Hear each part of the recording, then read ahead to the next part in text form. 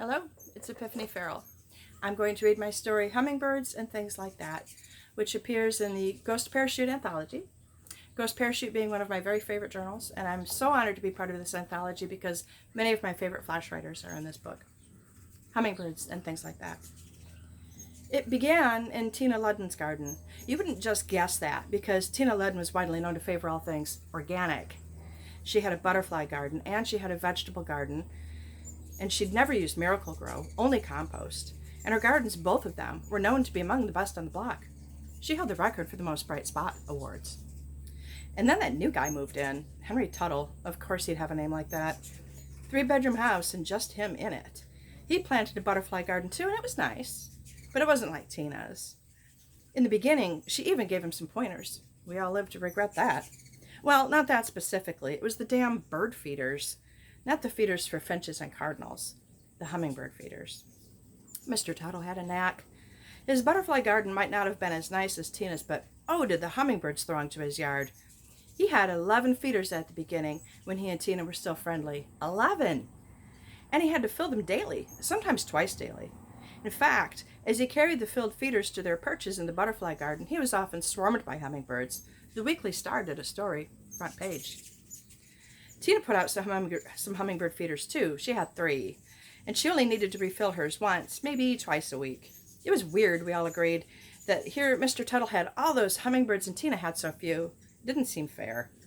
Tina hated to ask, so she hinted and was coy and complimented Mr. Tuttle's feeders until he, remembering, because she reminded him, that she had helped his butterfly garden, gave her his secret. He mixed his own hummingbird food, not relying on that commercial stuff. And, Mr. Tuttle confessed, he increased the sugar content. He doubled it, in fact, to a ratio of 1 to 2 rather than 1 to 4 as recommended. The hummingbirds loved it.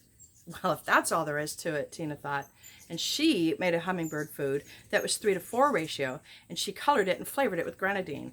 There was nothing to suggest too much sugar was bad for hummingbirds. She knew that from an online search. Maybe they'd fly a little faster, she thought. But that was only part of what happened, as we all know now. The increased sugar, or maybe it was the grenadine, made them fly faster, sure, and they grew bigger and more aggressive. Mr. Tuttle had a video of himself swarmed by so many hummers, he appeared to have sprouted wings himself, and it went viral. And then Tina had one that put his to shame. The neighbors get in on it too, especially Sally Musgrove, but her videos never took off like the Tuttle and Ludden videos. The hummingbirds were big as blue jays by July. By August, they were the size of hawks. National Geographic came and the Discovery Channel. It's hard to say who first got the idea of putting blood in the feeders, or if anyone did. Maybe the hummers got a taste for it all on their own.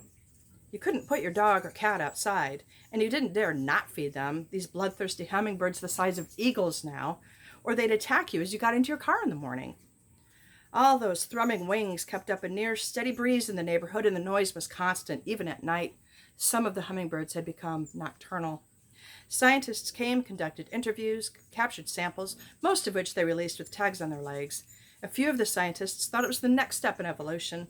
Some said it was tampering with a protected species, and any of us with a feeder should be prosecuted.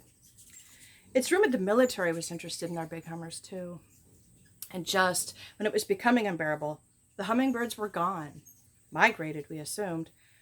The last one seen in the area was a young one, only big as an owl, caught on heavy twine, hooked onto its leg tag. It was nearly worn out, but still thrumming the air with its iridescent wings. Sally Musgrove's teenage girl was on the other end of the string, lying on the stone wall in the park, the twine wound around her wrist, her arm moving up and down as the bird tried to escape.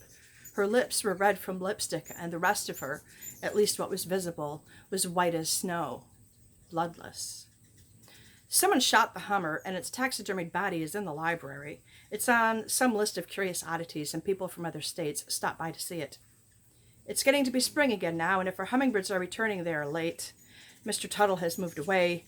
Tina Ludden knits caps for newborns now, and her garden is gone. No one knows to this day what Sally Musgrove's daughter was doing with that hummingbird the size of an owl on a leash. I'll never forget how she looked, lying there so still, with her hair moving in the draft of beating wings. The kids say they see her sometimes, standing by the wall, silent and white, her hair moving in a breeze that isn't there. Some say ghost.